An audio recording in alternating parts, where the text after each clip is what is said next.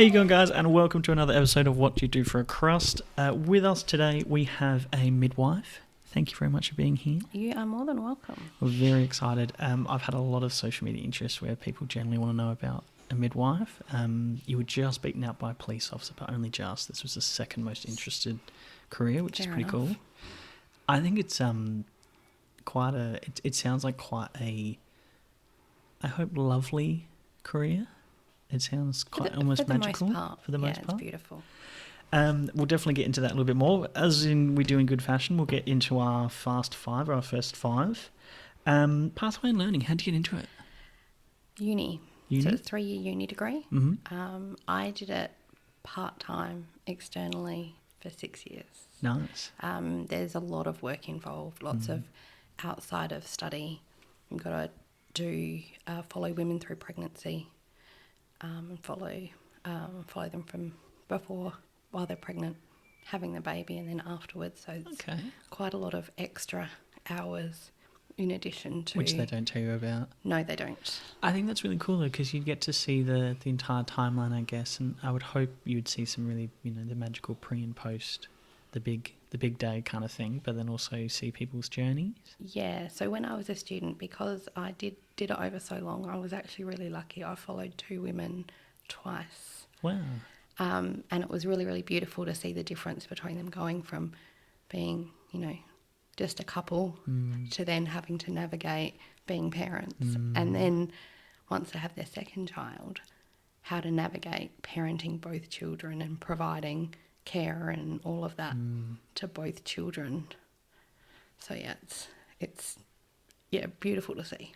I've definitely got some questions around that, because I do think it's quite interesting, the differences between maybe first-time parents and then, individuals that have had multiple children or, have had a bit of a gap, and what the differences is, because I think there's a lot of pressure on parents to get it right, and you are literally raising a human being, so the stakes are high, but it's cool. Yeah, absolutely. I think, you don't want to get it wrong, because, you've got this new little person that you need to look after, and sometimes you've never held a baby before, let alone changed a nappy or, learned what cry means what and how to settle them or things like that. So it's some of the things that I instinctively had in me when I had my children, some people don't have. So it's nice to be able to, say to them, it's going to be okay. Just take a deep breath and we'll get through it, and by the time you're ready to go home, you'll be able to figure out what your baby needs. I feel like you'd be quite a good calming presence in a labour room, mainly because I don't have kids, so I've held a few babies, but I can imagine I'd probably be quite a nervous wreck, because I just wouldn't know exactly what to do, and I always get worried about dropping their head and all those kind of things, and Yeah, look, I think I'm reasonably calming. Sometimes the babies are crying and parents have no idea how to settle them. And babies pick up on their parents' anxiety or whoever's holding them. And so sometimes they just need someone to come in and just go, it's okay. Yeah. Everyone just take a deep breath. Steady the ship. Stop being, quite often I'll walk in 2 or 3 in the morning when they're having a moment and pick the baby up and just have words with them to say, that's enough. Stop being annoying to your parents. They're doing the best that they possibly can. And it just lightens the mood, and everyone has a bit of a chuckle, and everyone takes a deep breath and kind of resets. I'm sure there's many people that need that at 2 or 3 in the morning. Me too. You're very fair.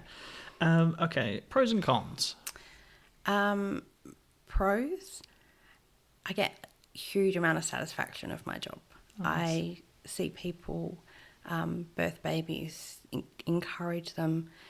I help people birth their parenthood, I guess, and see them develop from not being able to hold a baby to being able to pick up what their baby needs instinctively, because they've gotten to know them. So yeah, that's really good. I think a con is the shift work, because it is a 24/7 thing. But at the same time, it's a bit of a pro, because you can get so much more done in the morning before you go to work or things like that. It's annoying around Christmas time because everyone else is out having fun and it's part of the job. Yeah, babies come when they come. So they do. But I don't think there's that many cons. I think that my biggest con is the night shift is a killer. Yeah, I think that's pretty much it, really. Yeah, very fair. Attributes and traits. What's some kind of traits and attributes that someone should have to be a midwife? I think you need to be level-headed. Yeah. You need to have empathy beyond your wildest dreams. And tolerance of other people.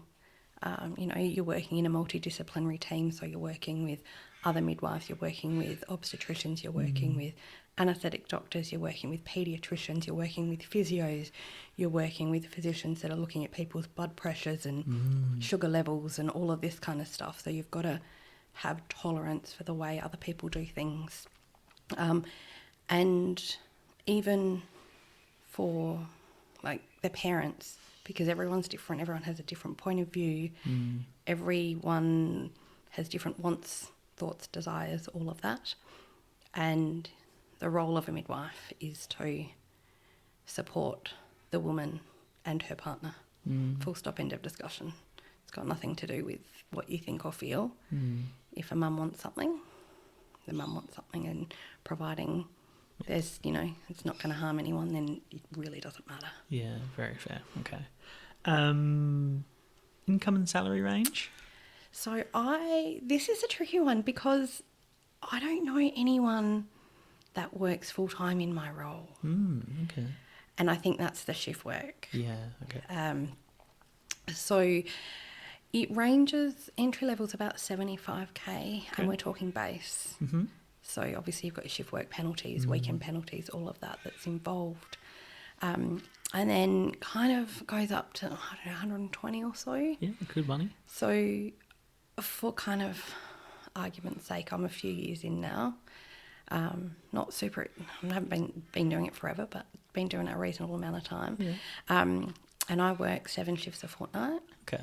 Varying 24-hour roster. And I, give or take, it's about 65, 68. Pretty good. The other thing is that most places, if you're working in hospitals, will have salary sacrifice, which reduces your taxable income by anywhere between $10,000 and $16,000. So pretty good. So you end up with an extra bit of money, play money, pretend money. Yeah. No, very fair. Tax-free money's always a win. Always good. And then the last one's growth and opportunities. If you become a midwife, are you then, after a certain amount of years, a senior midwife? How's that that structure look? Yeah, so we have, everywhere that I've worked is structured by an EBA, and there's you've got to do a certain amount of hours to get up to the next increment. Other than that, you can become a... And I'm sure it does vary from state to state. Yes, all those kind of things. Yes, absolutely. And depending on where you work, it's a little bit different. Awards and things are different. But you can move up to like middle level management, managing the team, unit manager. Then you can go up further, director of nursing, all of that kind of thing. The other thing is that people have this conception that midwives work in a labour room and they birth babies. A midwife's role is to support women from the beginning of pregnancy right through birth, postnatally, till 6 weeks after the baby's born. Wow, okay, so quite a range. Actually quite a huge scope of work within that. Not just not just birthing babies, not just supporting people, which is amazing, but that's not just the only role that you can do. Very fair. I'm learning so much already. So the other thing is that there's like graduate certificates and things that you can get to specialise in certain things. Oh, okay. We have midwives that work in nurseries, so that's sort of babies born sort of 34 weeks, 32 weeks and beyond. But then we have NICU midwives as well that work with those teeny tiny super prem, tiny. And they're sort of in the incubators? Yeah. Toasters, I think they call them. Yes. So there's a huge scope, and obviously looking after teeny tiny babies has very different skill needs to someone that's helping someone birth a baby. So and then there's all that learning and breastfeeding assistance and all of that kind of stuff as well, which is why you need to be so empathetic. Very fair. I mean, that's a hell of a range of not just a timeline, but also in scope of practice, realistically. Absolutely. Yes, lots. You mentioned before, which I think is a really interesting pathway to go down, parents that are maybe more, not suitable, because I don't think that's the phrase right, but maybe parents that are sort of natural parents compared to some that aren't. Are there a bit of telltale signs of individuals that maybe just, you might go, okay, yeah, I know I need to help them a little bit more throughout that pathway or timeline?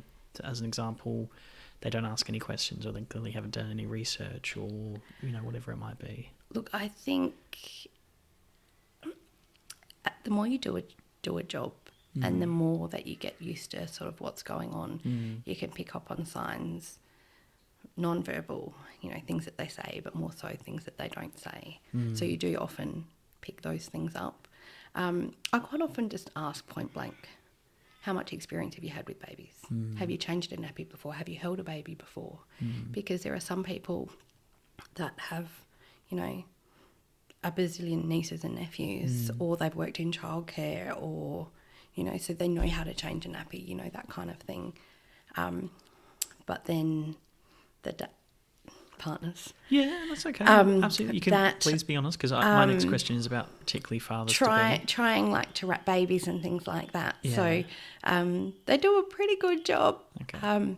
But most people think that babies are these tiny little delicate things that are so fragile. They're not. They're strong and robust. And yes, they're little, but they're just little humans. So they're just, yeah. I would definitely be one of those new dads or parents where I'd be terrified. I can already tell. What advice would you have for someone like myself, or a dad to be, throughout the whole process in general? And I can imagine you'd see many different avenues where there'd be some very attentive partners and probably some very nervous partners and that kind of thing, or just some that are maybe a bit blasé, or they don't know what they don't know. I'm not too sure, but would you have any general tips? Do what your partner wants you to do, pretty much. Yeah. I think it's really important to have conversations while you're pregnant, about your wants, desires, fears, concerns, all of that. There's all this pressure on women that are birthing babies to have this birth plan and for birth to go exactly the way they planned. But that's not reality. Does it ever go to plan? Yeah. Yeah. I don't think I've ever seen it go to plan. Even when you think it's going to go to plan, it just doesn't. So I think it's really important to have conversation with your partner about what they want and that kind of thing. I think partners play a huge role for us because they can pick up on the nuances that we may not be able to, because the partner knows the birthing person the best. And so to be able to then say, hey, actually, this is what she's saying without saying it is pretty important. Some partners want to be there. I've seen partners help deliver their baby. I've seen other partners sit on a chair, the head of the bed, purposely keep with their eyes closed, holding their partner's hands, just going, it's okay, it's okay, it's okay. And I think they're more talking to themselves than their partner. Yeah, it would not surprise me. And I've actually seen someone sit in the very corner of the room, look out the window. And that was completely normal for them. Like that person wasn't hugely emotional, that kind of thing, wasn't their first baby. And so that's just the way it was. And that's completely fine, as long as you've had conversation with your partner that's having the baby. And then afterwards, it's just about feeding and watering the mum, really, and doing everything else that other than feeding and things like that, just to help her rest. Yeah. I do. I can definitely acknowledge there's some tricky, situations where it comes to, maybe absent parents or single parents or same-sex parents and all those kind of things. You know, it's an ever-changing space.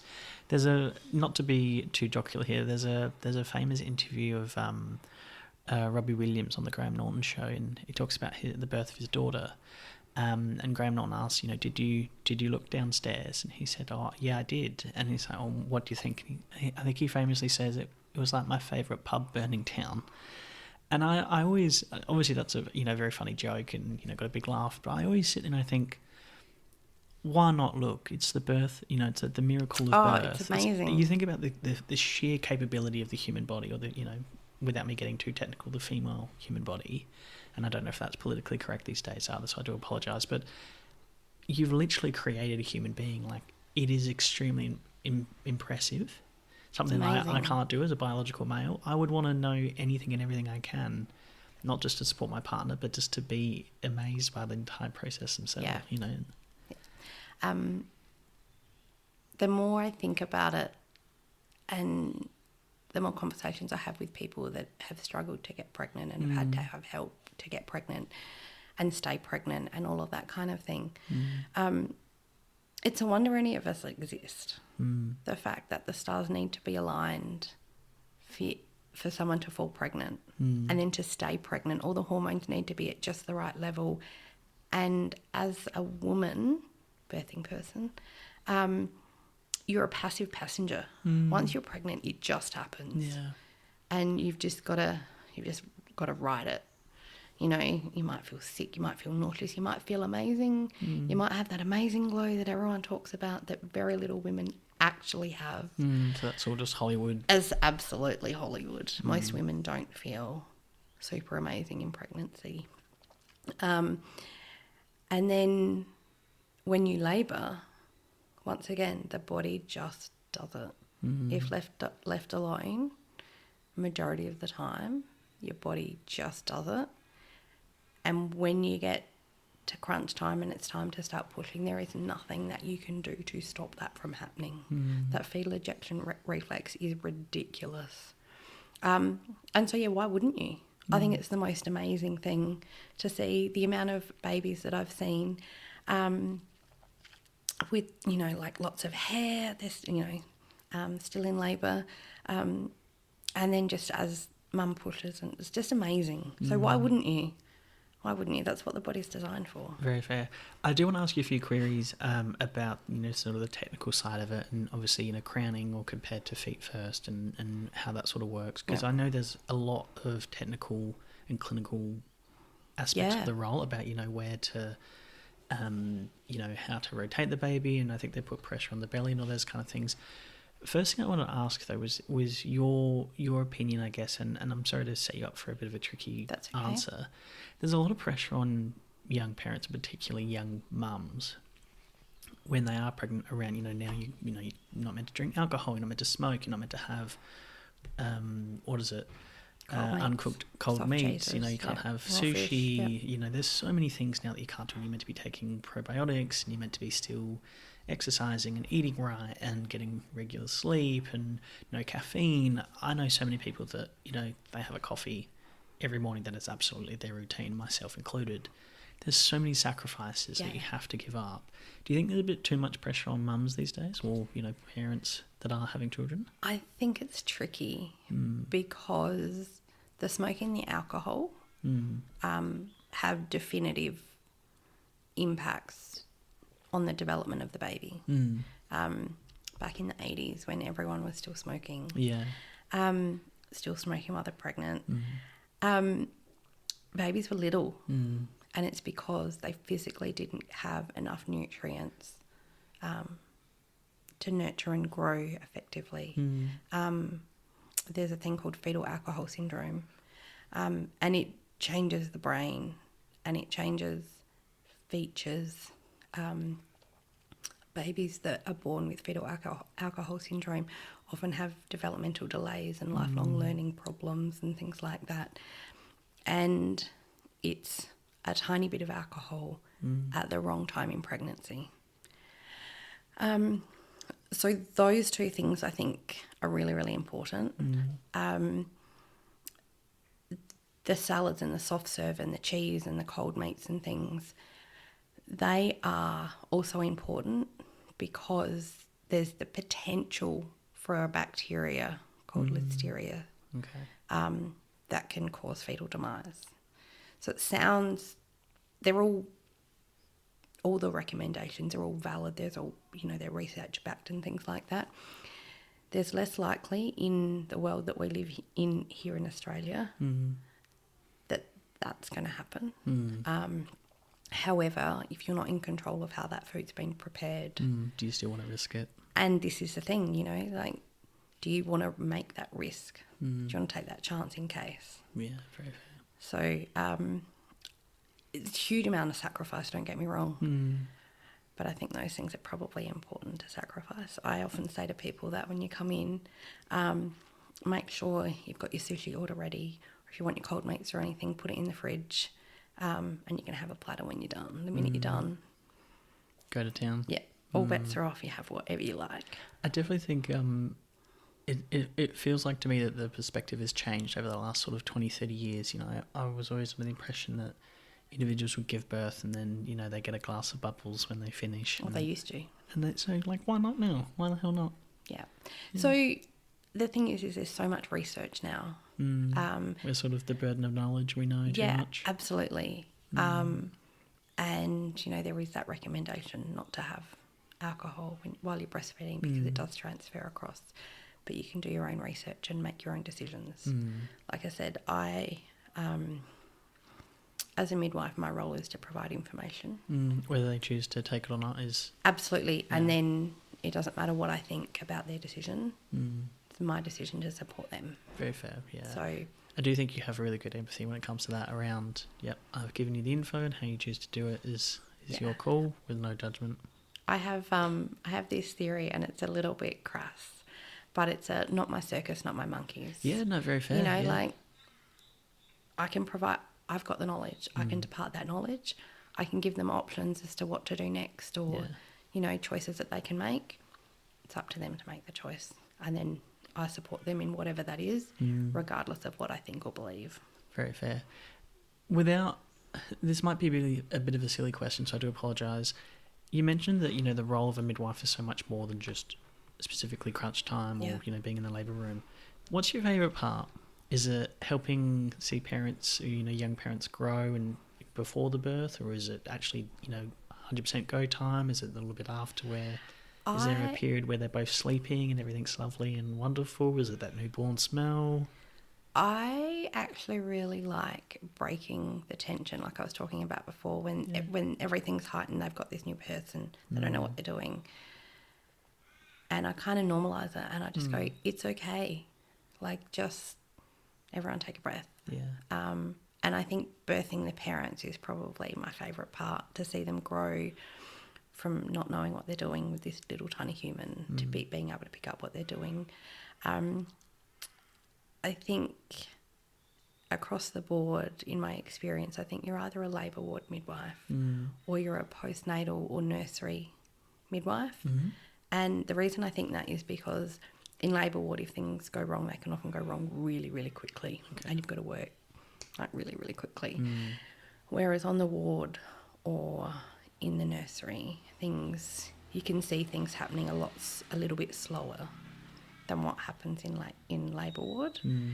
And so you've got a little bit more time to kind of process what's going on, have a think about, your clinical reasoning skills and all of that kind of thing. Go, okay, well, maybe I'll do this without having to go, oh my gosh, I need help and I need it now and I'm not sure whether to do this or this yet, kind of thing. So, yeah. Okay. You do hear a lot of stories about, the labour went for, 48 hours, 28 hours. Yeah. They delivered at 3:52 a.m. and all those kind of things, which just from an individual, from my perspective, it sounds really, really difficult and exhausting, physically exhausting. Is that the norm? And that's a bit of a loaded question. I'm sorry, but is that the sort of regular thing, or is it? I'm generalising here, which is absolutely really hard for you to answer. So there's a number of stages in labour. There's what we call the latent stage, which is when you dilate from nothing up to about 4 centimetres. and that can take days. Wow, okay. Quite often when that happens, contractions start and stop and start and stop. Then you might think, yep, that's happening.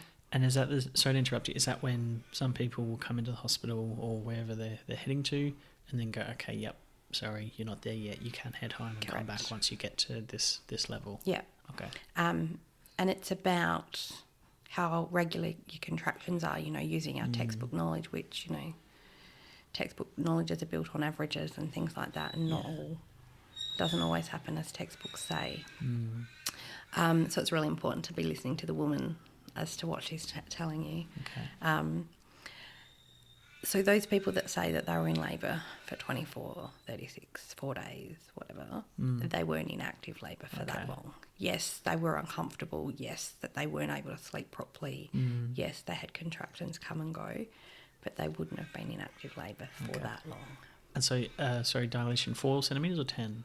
So up to 4 centimetres is what we call the latent stage, and then between 4 and 10 is active. So that's generally when your contractions are sort of 3 to 4 in 10 minutes. They take your breath away, and you can't not concentrate on them. Like it's the only thing you can focus on. The next stage is pushing phase, and that can take up to 2 hours. Okay. It's a very slow process. Especially the first time around, your body's not done it. Your body needs to stretch, and pushing takes a bit of time to get round. And then the final stage is when you birth your placenta. Okay. Then you're done. All right. Just like that and you're done? Just like that. Just like that? Just like that. So obviously we know crowning and that kind of thing. Is crowning the worst part, or is it shoulders? Not crowning. Crowning? As someone that's birthed 2 babies, I would say they're crowning. That's because everything's like stretching and things like that. Then what happens is the baby kind of rotates a little bit to change position within the pelvis. And then quite often once that happens, there's a little bit of a push and one shoulder will come out and the next one will just slip out, and then you've got a baby. Okay. And so, I mean, and please correct me because I guarantee I'm absolutely wrong here, but textbook delivery is head first, feet last. Correct. Is it possible to do feet first? I'm sorry if these are stupid questions. No, so feet first is breech. You can either have your bottom presenting, the baby's bottom presenting, or you can have like a footling breech, where the feet, so frank breech is where the legs are up above the ears. Oh, God. Comes out bottom first. Oh, okay. Completely folded over in the middle. And footling breech is, as you would expect, feet first. And do you normally correct it? So they do try and correct it at about 36 weeks. Okay. Manually, externally, in a labour room. But sometimes that doesn't happen. Sometimes there's a reason why a baby hasn't turned. Shape of pelvis, like there's so many different reasons. Okay. But the skill of birthing breech babies has been lost. So people that can absolutely birth a baby, frank breech is probably reasonable. Footling breech is a little bit trickier. Okay. Because obviously you need to be dilated to be able to push the rest of the baby out, and sometimes the foot comes down before we're ready, which is not great. So yeah, the art of birthing breech babies has been lost, and quite often it'll be suggested that you have a cesarean. Okay. Interesting. And the pre-labour external, that's where they put pressure on the belly to then try and to reposition? Yeah, so it's called an external cephalic version. Wow, okay. So cephalic is the position of the baby being head down in the pelvis. Okay.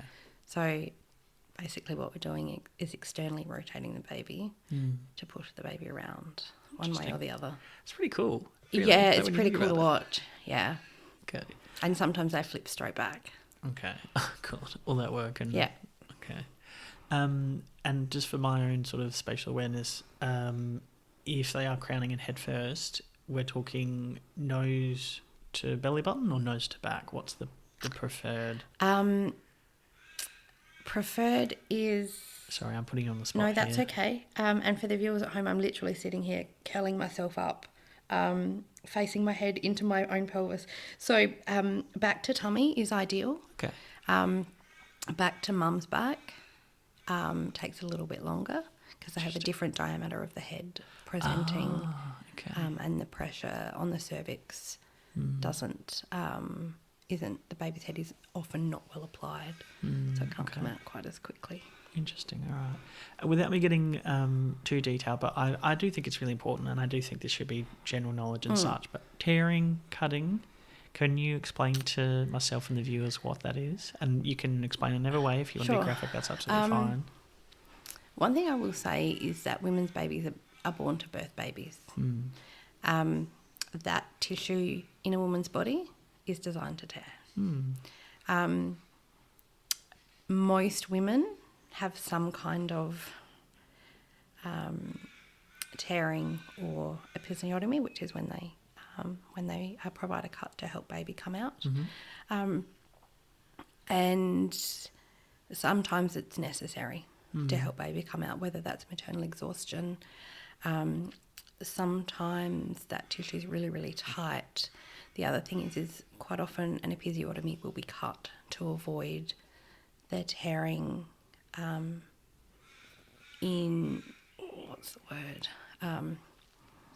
to avoid tearing, to make it easier to suture what's happened. And to also ensure that when it does, to try and avoid it affecting your bowel. Because it's very close to each other. Obviously. Yeah. I just think about, you're growing a human being inside of you. There's only so much space. And I just think, you always hear those avenues of, unfortunately, an expecting parent has to pee a lot because, Bubs is pushing on the bladder, and you hear those cool experiences of feeling the baby kick and all those kind of things. But there's only so much space. Yeah. Which just I find very fascinating, but also a little terrifying to a certain point. Yeah. Yeah. The baby just gets in the way.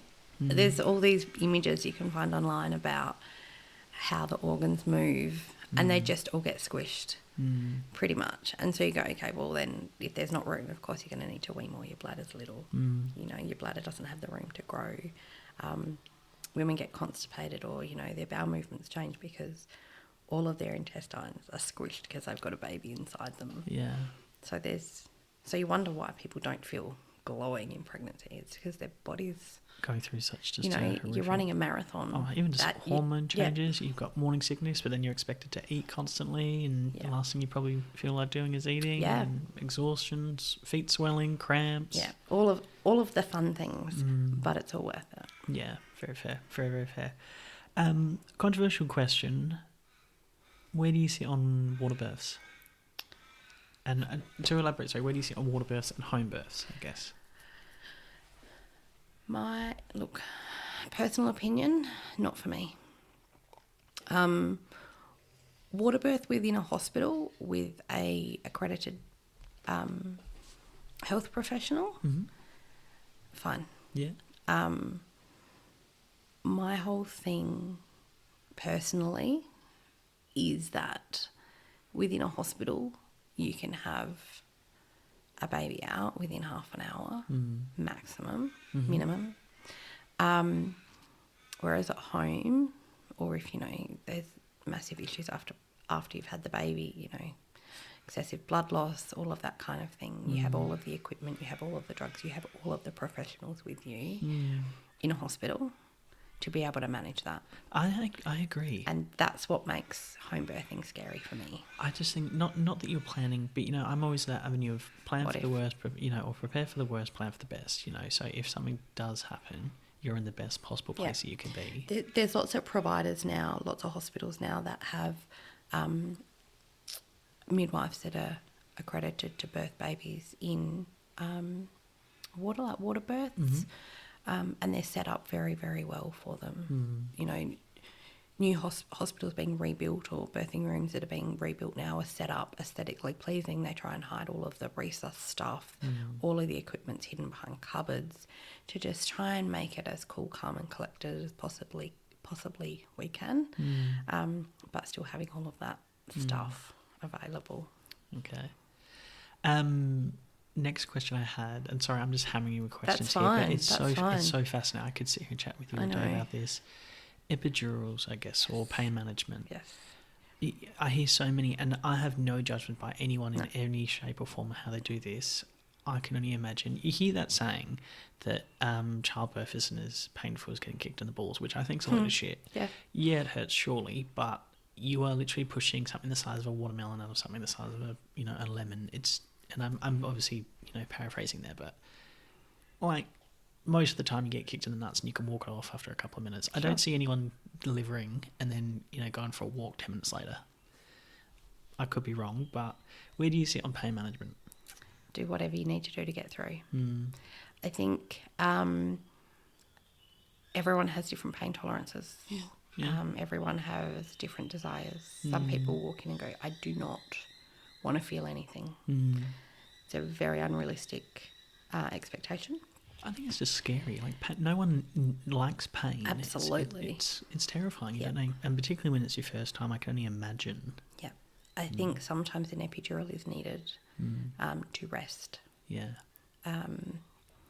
But at the end of the day, it's not my choice. Very fair. I provide the information and I will support them in whatever they want. I feel like I'd like to have you in the room because, you have a very calm nature about it. I like to try. I think I do. Non-judgmental as well, which is fantastic. Am I correct that there's a point where it's too late to then... Because that's something you see on movies and you go, sorry, it's too late now, we're too far. So it's not necessarily too late, but you need to be... if you're having an epidural, someone's putting in a needle in your spine. You need to be able to sit really, really still. And when you get to that point, we call it transition, where you're ready to pack your bags, time to go home, you're not quite ready to push. When things are changing, your contractions are changing, all of the sensations you're feeling are changing, and it's really, really overwhelming. Women can't sit still. Yeah. So you can absolutely have one. But if you can't sit still when they're putting something in your spine, it's not worth the risk. Yeah, potentially, yeah. The other thing is depending on where you are, you need to get a doctor to come in and have it done. So that feeling of being in complete out of controlness lasts for a short period of time, and then your focus changes, is what I see in practice normally. And then once you get to that point, you're almost better off to push your baby out than have an epidural. So there's no right or wrong, but there's no cutoff. Okay. Is an epidural the only pain management strategy, or is it like gas? Or? No, so we use lots of non-pharmacological forms of pain relief, water, heat, massage. We use TENS machines. TENS machines? Yeah, so what they are is they're machines that you put some like electrical pads on your back, and it scrambles your pain pathways. Oh. So similarly, we often suggest people to bring in combs or hairbrushes or stress balls or something that's you can use to squeeze on your hands. And as your contraction starts, you start squeezing and your brain picks up that pain first, and it scrambles your brain to go, this is more, what I'm squeezing in my hand is more painful than what's happening in my tummy. So it's very it's kind of hypnobirthing kind of disassociation kind of stuff. And some people find that works that's fine. That's fine, okay. Then we move on to gas. I think sometimes that's more a distraction technique. I think it does work, but I think it's a distraction technique because it gets the woman breathing really, really well, big, slow, deep breaths. Bit of a placebo effect, maybe? Maybe a little bit. Okay. I do think it works. It does work, but I also think the distraction technique's probably... a bit more effective. Yes. Interesting, okay. And then sometimes we use... then there's the epidural. We used to use pethidine. But they've stopped using that and they use subcut fentanyl instead. Okay. So just a little bit under the skin. And sometimes people, when they're starting to get to that transition stage, sometimes we use it then. That's not something we use through the whole of labour, but it can often get you through little bits and pieces. Very fair. Sorry, we've got a puppy dog at our feet, so you can hear some tippy tapping. A very cute black lab, very gorgeous. Interesting. So I think there's a bit of a misconception there, probably from a lot of males, but that there's more than one option for pain management, and not all of them have to be pharmaceutical or whatnot. Cool. Okay. Very cool. Can I ask you a little bit more? We're not out of time, but we're getting close. Can I ask you a little bit more about a cesarean? Because for me, it sounds a little scary, to be honest. Fair. You're literally cutting into someone. I have heard the recovery time is obviously so much more because you've literally had borderline open surgery. Yeah. And I'm assuming it's obviously it's not elective. You don't just get to book in a cesarean. It's more. Look, there are times when people do have elective cesareans. Okay. Within midwifery and obstetric care, there's lots of different models of care. So you've got your public hospitals, you've got your private hospitals. Women that birth in private hospitals have their own obstetrician. Yeah.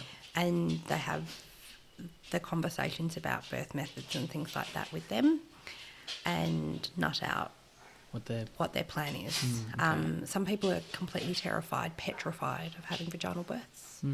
And so some people do choose to have an elective cesarean for lots of different reasons. Okay. Very fair. But they're amazing to watch. Yeah? Yeah. I remember watching my first one. It was in the middle of the night. It was an emergency. It was in the middle of the night. I was sitting there watching at the end of the bed, and all I could think about was Hungry Jacks. Really? Yep. So I figured it was probably my jam that I should continue studying, right? So, that's pretty cool, though. Yeah. Like, I would argue a lot of people could be potentially a bit squeamish. Yeah, absolutely. And, this might not be for them. The fact that you're like, I'm a bit hungry is pretty cool. Yeah, it's a bit weird, isn't it? No, it's not weird at all. But yeah, so I do think recovery from a cesarean is different. I think you need stronger pain relief. I think it's also about how you go into it, how you set it up mentally, because it is major abdominal surgery. Yeah. Generally, you can't drive for 4 to 6 weeks. But then we recommend not picking up a baby, even if you've had a vaginal delivery.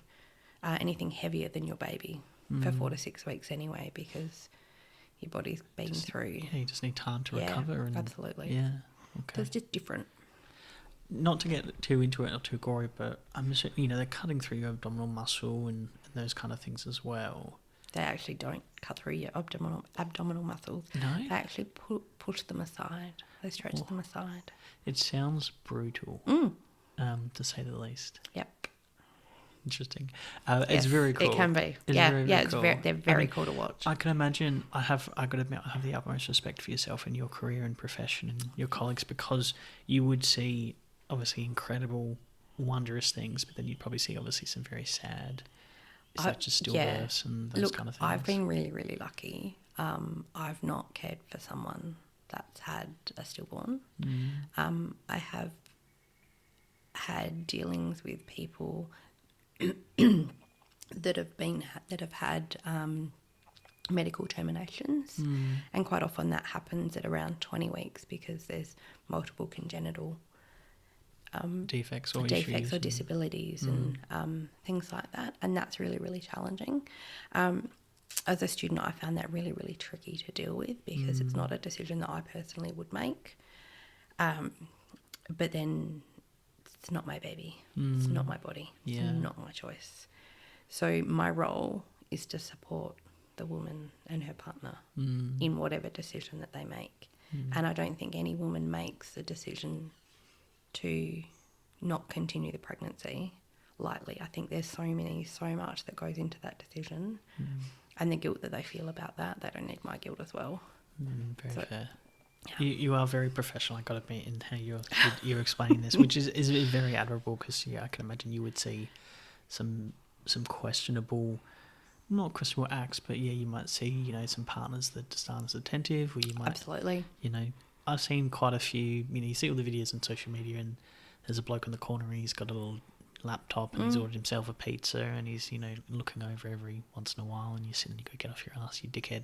Go be with your partner. Look, there's a few things that I've seen. Sometimes I have in the past made some kind of little backhanded comments about... Good. Well, it's not about you. You know, the beds that dads get, if they get a bed, are not very comfortable, and you get a chair, too bad. And they I know which one I'd rather and they complain about it. And my comment is, well, it's a bed and you can choose to sleep in it or not. It's hard to have kind of I'm not sympathy. here to support that. I'm here to support your partner that's having a baby or had a baby, or and that's your role too. I was telling you about it before we started recording. A friend of mine, they had a bubs a couple of years ago now, and he was, we went and saw them when they had the newborn, and beautiful, and everyone's happy and healthy, so yeah, awesome. And I remember sitting in the kitchen and asking him, like, what do you think? How was the experience? And he was like, oh, they were a bit rude. And I was like, oh, okay. He is a bit socially inept to a certain point. And he's like, oh, I asked some questions and they just didn't really, and I think he asked for like a pillow for himself, not for his partner. And I'm like, well, mate, it's not about you. You're meant to just sit there and help in any way you can. And if you can't, then you just shut up and stand in the corner. Yeah, pretty much. And I think he would have been the person they would have had to tell him that. And that's why I think he was probably like, oh, they're a bit rude. But he wouldn't have known otherwise. No. Not that he's an inattentive partner or a bad father or anything like that. He's a terrific person. But he would have probably felt a bit not able to help. And then so he would have tried to ask questions to be involved and probably would have been more of a nuisance than more of a hindrance and help. Do you see a bit of that? Yeah, I've had first-time parents and, time to change a nappy. I'm like, oh, Dad, it's time to change a nappy. He's like, I'm not doing that. So, well, you're the father. Yes, you are. Come over here and help me. Yeah, I think there'd be a few people. And it's not. I don't use that tone of voice. I make it a bit lighter and say, well, actually, come on, you're going to learn eventually. This is how we're going to do it. And if you get this and get that, and kind of just make it a little bit lighthearted. But yeah, it can be a bit tricky when the partners think it's all about them. I don't think I could do that. I think it'd be so trivial. Not to say that part of the role was trivial, but I would be like, mate, because I'm assuming it'd be the male partner, because sometimes we are a little bit not as attentive or as understanding as we should be. But I'd be like, get your fucking ass over here and do what you're told. Your wonderful partner has just spent however many hours delivering birth, plus as well as being pregnant and having to give up on wine and soft cheese and all those kind of things. Just change the bloody nappy. Yeah, that's pretty I couldn't much do that, so good on you for having that professional care and just to be like, come on, let's, And if I'm a new parent and I don't know how to change a nappy, the best possible way that I can learn is to have your help to see how it is. See one, do one, teach one. Exactly. Yeah. We are at time. The last query I had for you, I asked this for all shift workers, and we talked about this before, so it's a bit of a loaded question. Full moon theory. Yeah. Given you're a shift worker, you mentioned 3 o'clock in the morning, cesarean, wine Cambridge Jacks, you've probably seen all of it. Do you think full moon theory is a real thing? Yep, absolutely. Yeah. The minute there's a full moon, we get phone call after phone call. We actually think that there's, full moon's got to do with the tides and things. Babies are sitting in water. The amount of women whose water breaks on a full moon, ridiculous. Wow. Yeah. I mean, every shift worker I've spoken to has been like, 100%. And the babies go crazy. Interesting. Yeah. All right. Yeah. We're at time. Thank you so much. This has been incredibly insightful. It's been really, really valuable. I think it's been amazing. And thank you for all the work you do. You're welcome. Yeah, thank you.